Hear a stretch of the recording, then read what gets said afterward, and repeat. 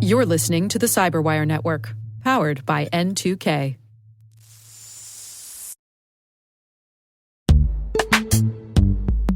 In the dynamic world of enterprise security, identity architects and IT leaders face a major challenge. Growth by repeated acquisitions multiplies the complexity of everything. Multiple IDPs, MFA providers, policy engines that all need to coexist. This can lead to fragmented user identities and policies that create security vulnerabilities and add access friction. Strata Identity solves this. Now you can decommission unneeded IDPs and consolidate the ones you'd like to keep without rewriting apps or disrupting users, engineers, and app owners. Plus, Strata's modular architecture makes it easy to integrate with any identity provider without manual maintenance and coding. Join the ranks of cybersecurity leaders using identity orchestration. Visit strata.io/cyberwire, share your top identity security priorities, and receive a pair of complimentary AirPods Pro. Offer valid for organizations with over 5,000 employees. Step into a new era of identity management at strata.io/cyberwire.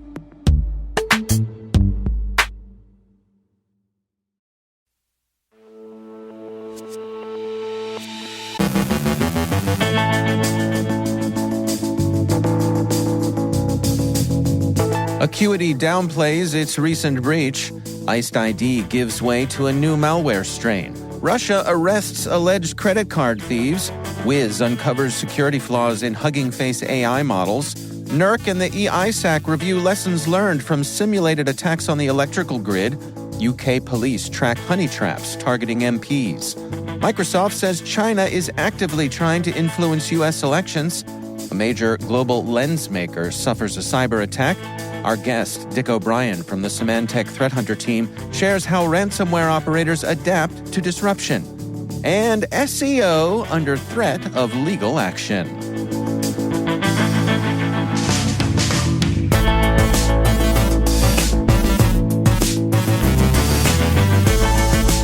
It's Friday, April 5th, 2024. I'm Dave Bittner, and this is your CyberWire Intel Briefing.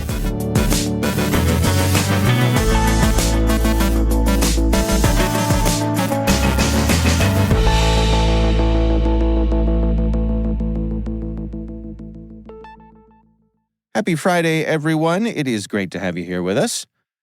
In a follow-up to the recent cybersecurity incident at Acuity, a tech firm serving U.S. federal agencies, the company has acknowledged the breach but downplayed the sensitivity of the compromised data.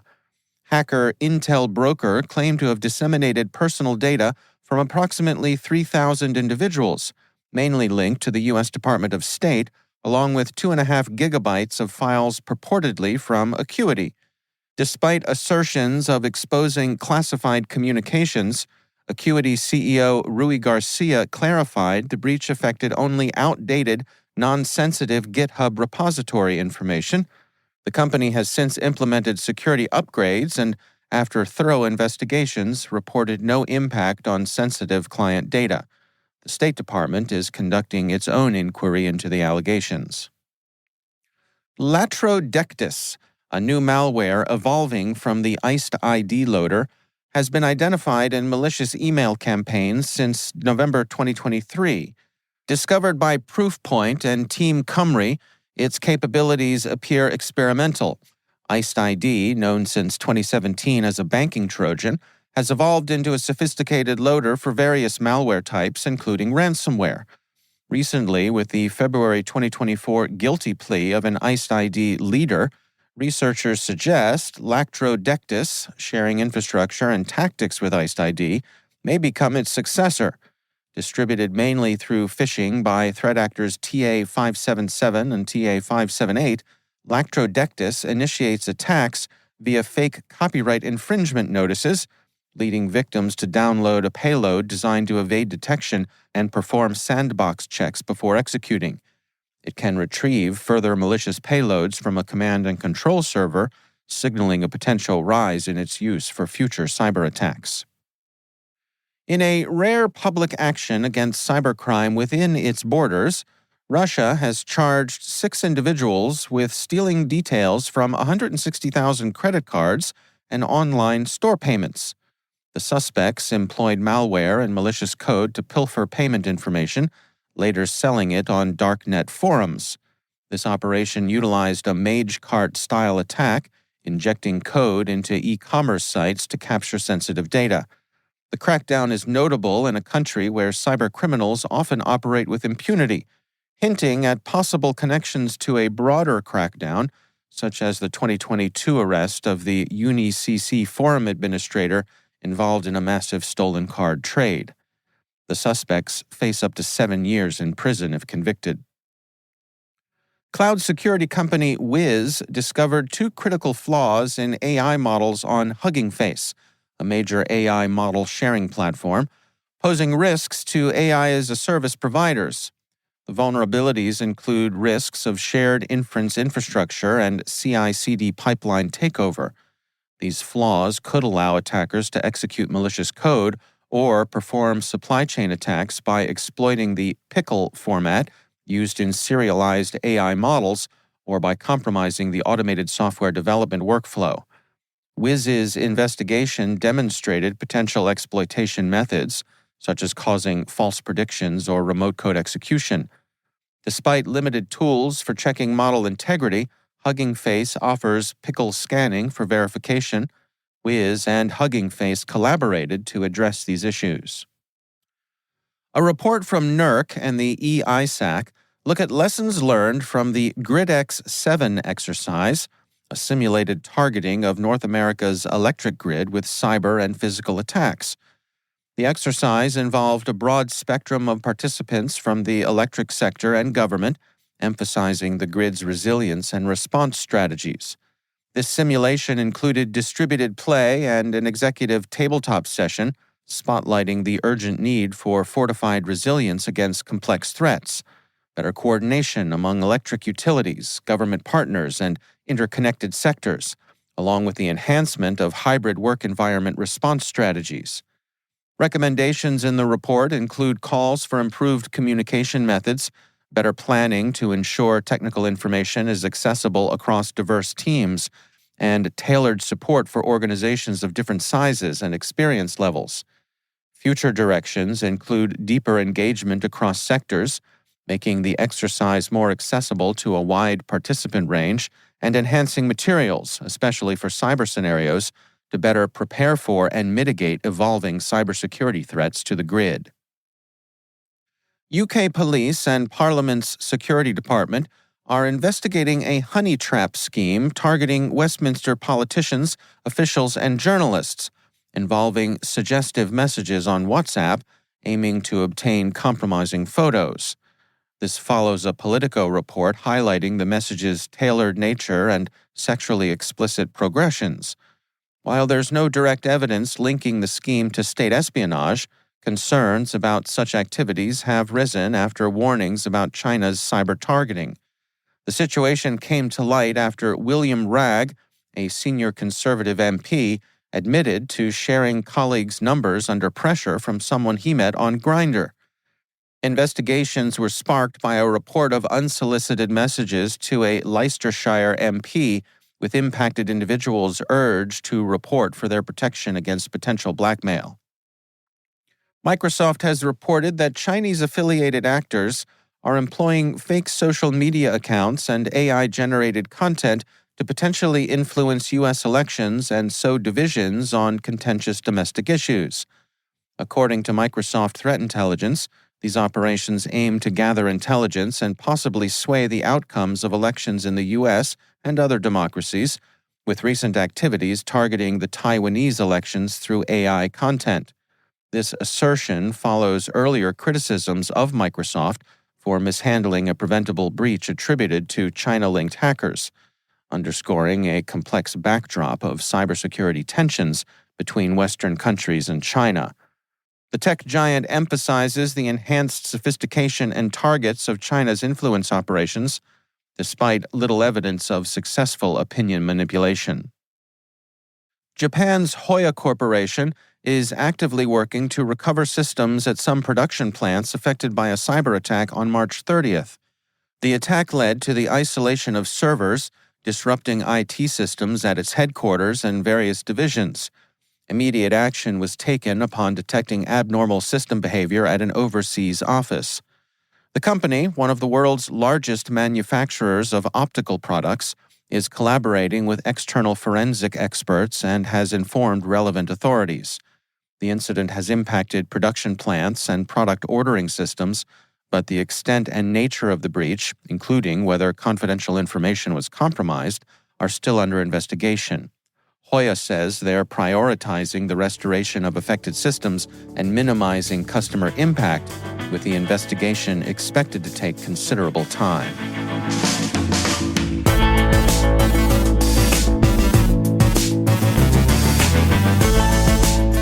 Coming up after the break, Dick O'Brien from the Symantec Threat Hunter Team shares how ransomware operators adapt to disruption.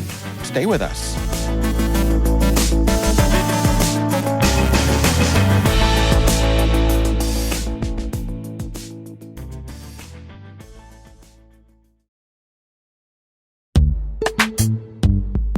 From dozens of spreadsheets and screenshots to fragmented tools and manual security reviews, managing the requirements for modern compliance and security programs is increasingly challenging. Vanta is the leading trust management platform that helps you centralize your efforts to establish trust and enable growth across your organization. Over 6,000 companies partner with Vanta to automate compliance, strengthen security posture, streamline security reviews, and reduce third-party risk. CyberWire Daily listeners can get $1,000 off Vanta by going to vanta.com/cyber. That's VANTA.com/cyber.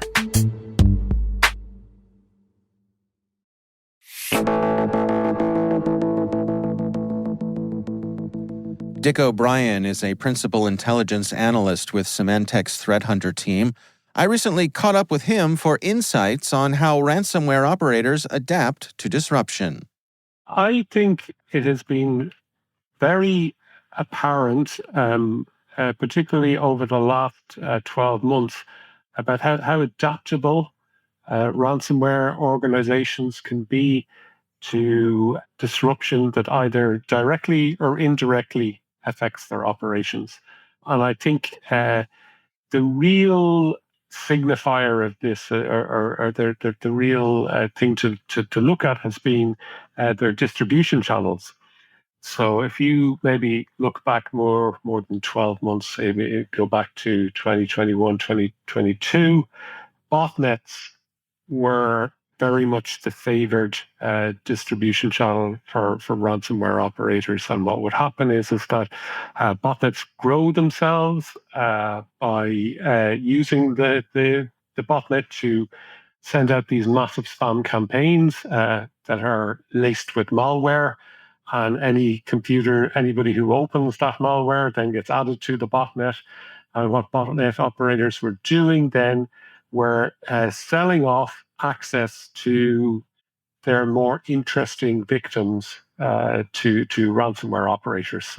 In some cases, the ransomware operators had close ties with the botnets themselves, and in at least one case, we think they owned one.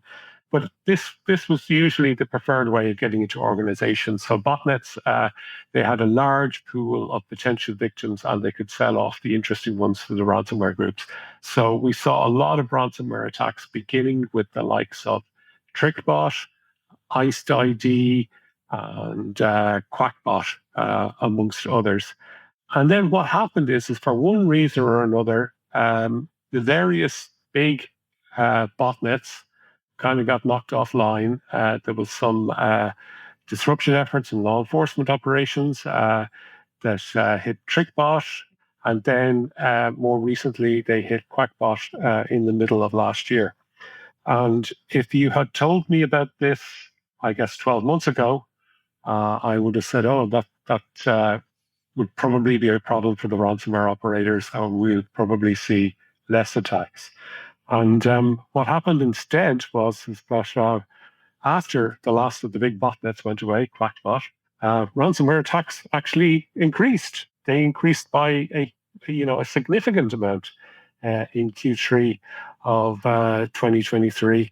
And what happened is that ransomware operators, they found other and probably better infection vectors to get into organizations.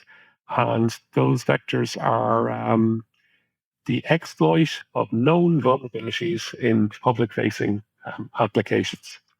I think it probably started with the discovery of a string of vulnerabilities over the space of a year or so in Microsoft Exchange Server. So those things like proxy shell, proxy not shell, proxy logon, things like that.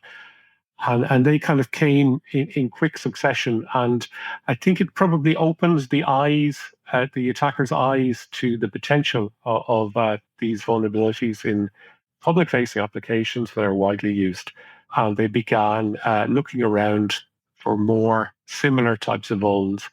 And what you are seeing now is that shortly after a vulnerability is patched, you're going to see you'll see a lot of scanning campaigns looking for unpatched servers, and invariably there are some, and then in some cases it may be the ransomware operators doing the scanning. In a lot of cases, it's probably what are known as access brokers, and they're scanning and then selling off interesting victims onto ransomware groups for further exploitation. So they pretty much switched from one infection vector to another, and not only did they keep their business growing, they managed to grow it. What about when we see with great fanfare a takedown by international law enforcement? And there's a big announcement. We see perhaps some infrastructure go down. Don't typically see arrests because these folks are often out of reach. But it seems to me like not long after that announcement and that takedown, maybe you'll see the group isn't as dead as we had thought or hoped they might be. I think a takedown is always good news. It's always positive news. Even if it doesn't make your attackers go away completely, it means that they have to work harder to get back to where they are. It's not business as usual anymore. I think you probably have to see law enforcement operations as each one as being a sort of a piece in the jigsaw, and maybe over time they will collectively put a bigger dent in cybercrime than maybe each individual operation may appear to be. But you're right, the lack of arrests, which is because a lot of suspects are in jurisdictions that don't have extradition treaties with countries like the US, does make it a lot more difficult. Where do you suppose we're headed here? I mean, you make the point that rather than resignation, with takedowns or patches seem to lead to innovation. Is there hope on the horizon that perhaps the defenders can get a hold of this, or is this seem to be here to stay for the foreseeable future? I think there is hope on the horizon. I think in relation to the current infection vector du jour, I think as awareness grows about these exploit campaigns, organizations are going to be quick to move on it and be much more proactive about patching software and identifying unpatched instances and things like that. So that avenue could be shut off really quickly, and then after that, yeah, they could innovate again. But I think it might be an awful lot harder than this time around. You're cutting off the low hanging fruit. So I don't think it's good that they're going to continue to. It's going to be continue to be so easy for them. Mm. Well, given where we find ourselves at this moment, what are your current recommendations for organizations to best defend themselves? Awareness of how they're of vectors, how they are getting in is obviously key, and if you can stop them at the first step, that's the best possible defense, so awareness of what applications you're running and ensuring that you are updating as and when patches are released.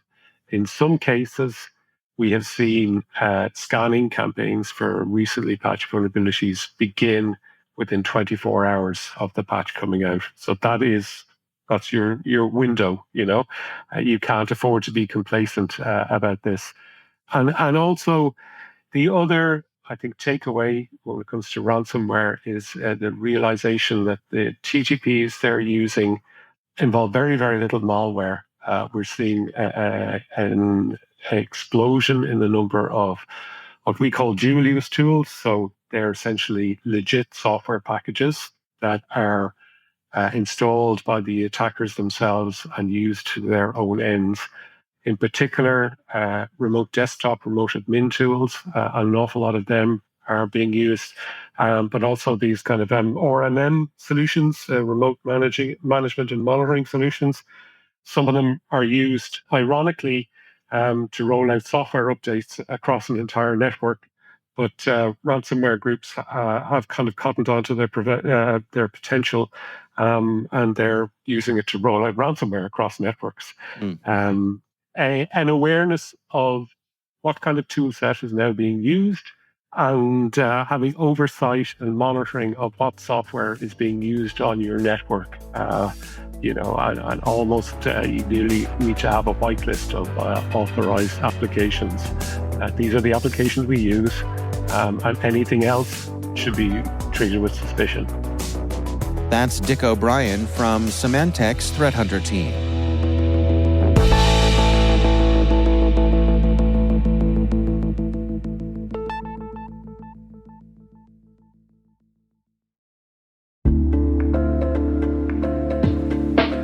And now, a word from our sponsor, SpyCloud, the cybercrime analytics leader.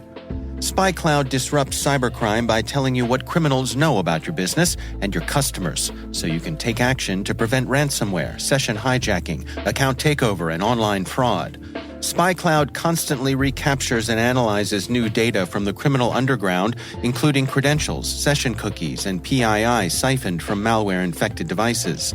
With knowledge of the specific exposed data criminals have in hand from InfoStealer malware on managed and unmanaged devices, security teams can respond with a more efficient and effective process called post-infection remediation that fits seamlessly into existing incident response frameworks. Get SpyCloud's post-infection remediation guide outlining the 7 steps for preventing a malware infection from becoming a full-blown ransomware incident.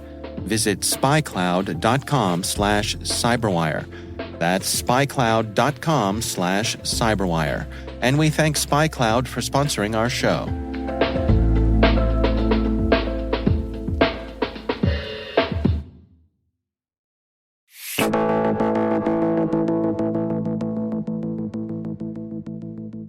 And finally, Ernie Smith, author and proprietor of the popular website Tedium, recently encountered a sophisticated scam operation disguised as a copyright enforcement action. Smith received a communication from a supposed law firm, Commonwealth Legal, which alleged a copyright infringement related to an image used on his website. The notice, rather than demanding the removal of the image or threatening a lawsuit, instructed Smith to place a visible and clickable link under the disputed photo, directing to a website named Tech for Gods. The message warned of legal action should he fail to comply. Upon closer inspection, Smith discovered numerous red flags pointing to the illegitimacy of Commonwealth Legal. The firm's website featured generic design elements populated with stock images, and the portraits of its lawyers appeared eerily lifeless, typical of faces generated by AI through generative adversarial networks. Further investigations into the firm's listed address revealed it as non-existent, and attempts to reach the firm through provided contact details led nowhere. This peculiar situation unveiled not a genuine copyright enforcement effort, but an elaborate SEO scam. The scam aimed to improve the Google ranking of Tech for Gods, a gadget review website.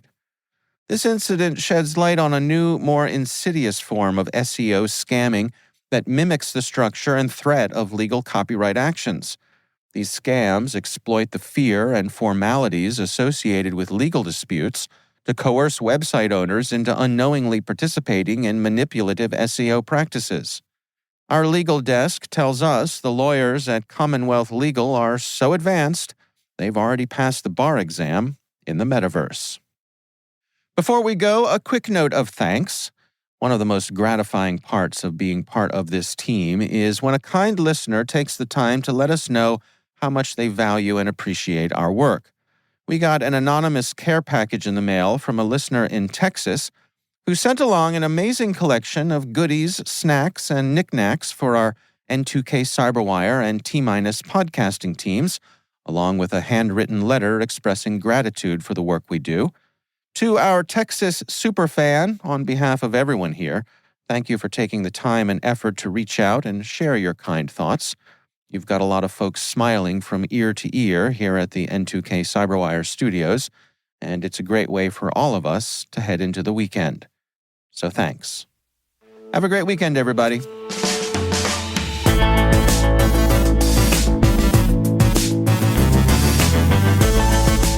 And that's the CyberWire. For links to all of today's stories, check out our daily briefing at thecyberwire.com. Be sure to check out this weekend's Research Saturday and my conversation with Noah Pack, a SANS Internet Storm Center intern. We're discussing what happens when you accidentally leak your AWS API keys. That's Research Saturday. Check it out. We'd love to know what you think of this podcast. You can email us at cyberwire@n2k.com. N2K Strategic Workforce Intelligence optimizes the value of your biggest investment, your people. We make you smarter about your team while making your team smarter. Learn more at n2k.com. This episode was produced by Liz Stokes. Our mixer is Trey Hester, with original music by Elliot Peltzman. Our executive producers are Jennifer Iben and Brandon Karp. Our executive editor is Peter Kilpie, and I'm Dave Bittner. Thanks for listening. We'll see you back here next week.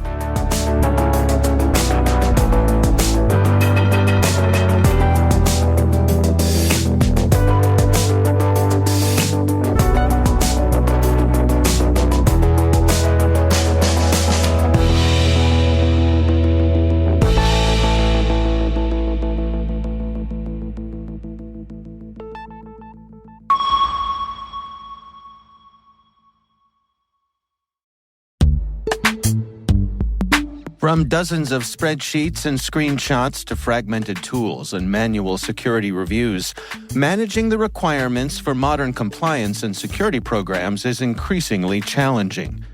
Vanta is the leading trust management platform that helps you centralize your efforts to establish trust and enable growth across your organization.